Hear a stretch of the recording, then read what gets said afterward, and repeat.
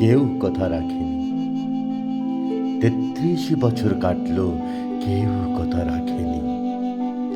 ছেলেবেলায় এক বষ্টমী তার আগমনী গান হঠাৎ থামিয়ে বলেছিল, শুক্লা দ্বাদশীর দিন অন্তরাটুকু শুনিয়ে যাবে। তারপর কত চন্দ্রভূক অমাবস্যা চলে গেল, কিন্তু সেই বষ্টমী আর এলো না। 25 বছর প্রতীক্ষায় আছি। মামাবাড়ির মাঝি নাদের আলী বলেছিল, বড় হও দাদা ঠাকুর, তোমাকে আমি 3 প্রহরের বিল দেখাতে নিয়ে যাব, যেখানে পদ্ম ফুলের মাথায় সাপ আর ভ্রমর খেলা করে। নাদের আলী, আমি আর কত বড় হব? আমার মাথায় ঘরের ছাদ ফুঁড়ে আকাশ স্পর্শ করলে তারপর তুমি আমায় 3 প্রহরের বিল দেখাবে? একটাও রয়্যাল গুলি কিনতে পারিনি কখনো। লাঠি লজেন্স দেখিয়ে দেখিয়ে চুষেছে লস্কর বাড়ির ছেলেরা। ভিখারির মতন চৌধুরীদের গেটে দাঁড়িয়ে দেখেছি ভিতরে রাস উৎসব।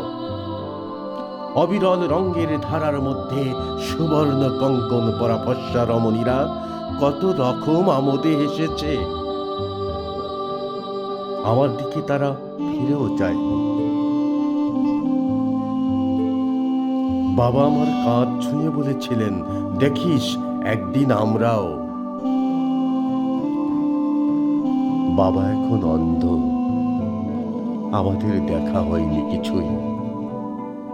সেই রয়্যালগুলি, সেই লাঠি লজেন্স, সেই রাস উৎসব আমায় কেউ ফিরিয়ে দেবে না। বুকের মধ্যে সুগন্ধি রুমাল রেখে বরুণা বলেছিল, যেদিন আমায় সত্যিকারের ভালোবাসবে সেদিন আমার বুকেও এরকম আতরের গন্ধ হবে। ভালোবাসার জন্য আমি হাতের মুঠে প্রাণ নিয়েছি।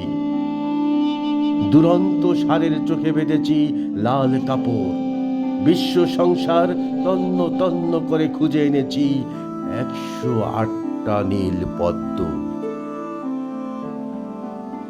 তবু কথা রাখেনি বরুণা। এখন তার বুকে শুধুই মাংসের গন্ধ। এখনো সে যে কোনো নারী, কেউ কথা রাখেনি। 33 বছর কাটলো, কেউ কথা রাখে না।